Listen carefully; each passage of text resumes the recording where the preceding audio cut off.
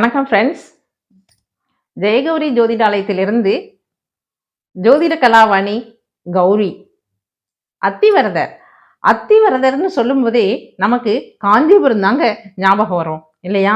2019 July August மாதங்களில் 48 நாள் நமக்கு காஞ்சிபுரத்தில் அத்திவரதர் காட்சி கொடுத்தார் இல்லைங்களா? அவரு 40 வருஷங்களுக்கு ஒரு முறை தான் குளத்துல இருந்து வெளியில வந்து நமக்கு காட்சி கொடுப்பார். 48 நாட்கள் அவர் காட்சி கொடுக்கும் போது 24 நாட்கள் சயன கோலத்திலும் 24 நாட்கள் நின்ற கோலத்திலும் நமக்கு காட்சி கொடுத்தார். அதை நம்ம எல்லாருமே போய் தரிசனம் பண்ணோம். இப்ப அதே போல 12 வருடத்துக்கு ஒரு முறை வரக்கூடிய அத்திவரதர் இப்பொழுது தரிசனம் கொடுத்துக்கிட்டு இருக்காரு. அவரை பத்தி தான் இந்த பதிவுல நம்ம பார்க்க போறோம். அதுக்கு முன்னால புதிதாக பார்க்கக்கூடிய ஃப்ரெண்ட்ஸ் சப்ஸ்கிரைப் பண்ணிக்கோங்க. அப்படியே பெல் ஐக்கானை ப்ரெஸ் பண்ணுங்க, லைக் பண்ணுங்க, ஷேர் பண்ணுங்க. வாங்க ஃப்ரெண்ட்ஸ், பதிவுக்குள்ள போலாம்.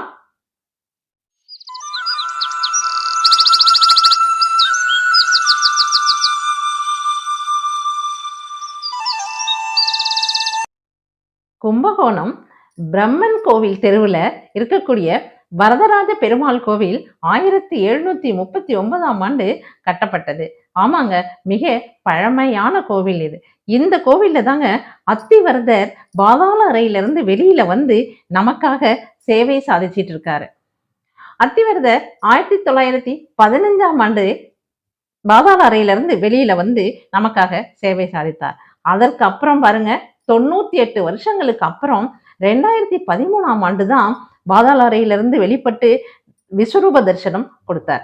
இப்ப 2026ஆம் ஆண்டு மார்ச் 1ஆம் தேதியிலிருந்து மார்ச் 10ஆம் தேதி வரைக்கும் நமக்கு திவ்ய தரிசனம் கொடுத்துட்டு இருக்காருங்க, சேவை சாதிச்சுட்டு இருக்காரு. நம்ம பண்ண புண்ணியம் மிக பெரும் பேரு இல்லைங்களா? இதுல என்ன அதிசயம்னா, அத்திவரதர் 1.5 அடி உயர சாதாரண சிலாரூபமா இருக்காருங்க. அவரு கூட ஸ்ரீதேவி பூதேவி 2 பேருமே இருக்காங்க. ஸ்ரீதேவி பூதேவி சமேத அத்திவரதரா இருக்கிறதுனால, அதாவது தம்பதி சமேதரா இருக்கிறதுனால திவ்ய தம்பதி தரிசனம் அப்படின்னு சொல்றாங்கங்க. இது பெரும் பேருங்களாம்.